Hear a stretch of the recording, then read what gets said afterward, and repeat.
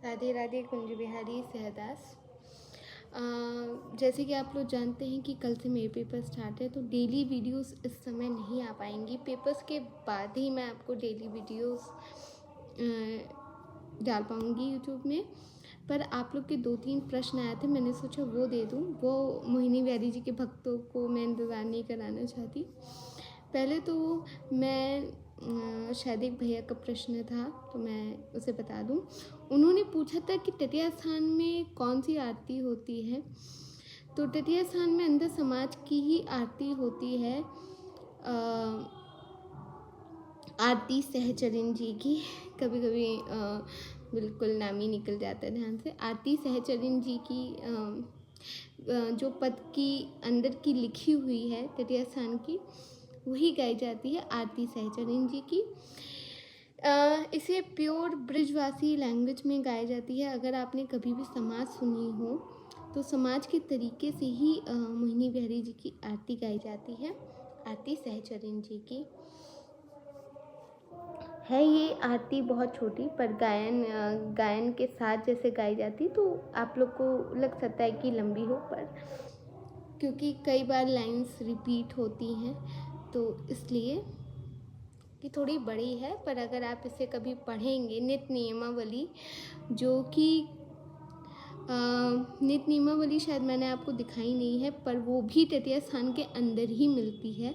अगर आप गुरुजी से मांगेंगे या गुरुजी से चाहेंगे कि गुरुजी आपको दे दे, तो हाँ, वो आपको अंदर ही से मिल जाएगी। उसमें तटिया स्थान के बारे में पूरी डिटेल्स हैं और उसी में आरती सहचरण जी की लिखी हुई है।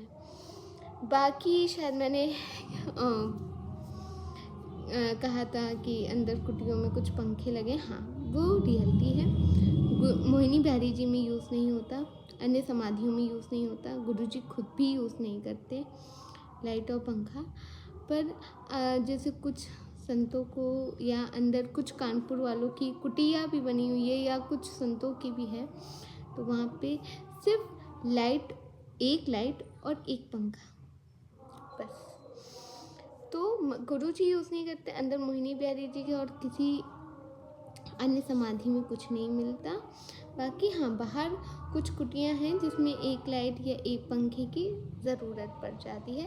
बाकी हमारे गुरुदेव भगवान बिल्कुल भी यूज़ नहीं करते हैं, क्योंकि हम अक्सर कभी कभी रात में भी जाते थे, तो हम तो बाहर ही रहते थे, पापा बताते थे, या कभी हम लोग चले गए तो महाराज जी कहते थे कि लाली और बहुरिया को नीचे बैठा दो, तुम ऊपर आ जाओ। मतलब पापा से उन्हें बात करनी होती, तो हम देखते थे महाराज जी का बिल्कुल अंधेरे में आराम से लेटे हुए हैं। कोई उनको पंखा नहीं चाहिए, कोई कुछ नहीं चाहिए, कोई लाइट नहीं चाहिए, तो गुरुजी यूज़ नहीं करते हैं इसीलिए। बाकी आप सोचें कि अंदर मोहिनी बिहारी जी के पास भी नहीं है। हाँ, कुछ संत करते ही यूज़ और कुछ नहीं भी करते, तो इतना वो नहीं है। अब जैसे गौड़िया संप्रदाय में ले लीजिए, जब प्रभुपाद जी ने शुरू किया था, तो जो गौड़िया संप्रदाय में दीक्षा इतनी ईजिली नहीं मिल पाती है। वहाँ पे जो पहले पहले लड़के शुरुआत में या बच्चे शुरुआत में जाते थे, तो उनसे वॉशरूम्स, आप सोच रहे होंगे ना, वॉशरूम साफ कराए जाते थे।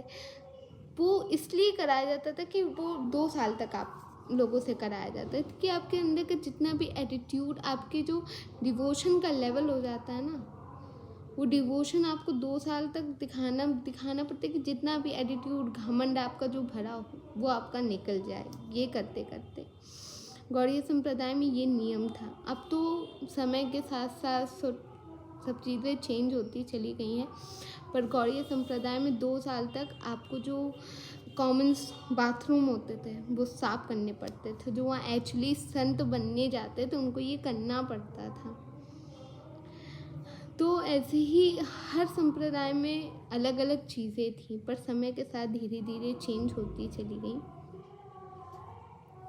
इस वजह से, नहीं तो आपने अगर देखा होगा, मैं इसीलिए कैमरा कभी कभी लोग पापा से भी कह देते कि कैमरा, तो महाराज जी कहते हैं कि गुरुजी ने बहुत आज्ञा बिल्कुल नहीं दी कि हर जगह कैप्चर करना है, नहीं, कहते हैं शाखाओं वाखाओं की थोड़ी बहुत दिखा दो, नहीं तो आप मोहिनी बिहारी जी के अंदर का कवर नहीं कर सकते हैं। महाराज जी बिल्कुल, महाराज जी कह रहे हैं, गुरुजी बिल्कुल अलाउड नहीं करते हैं।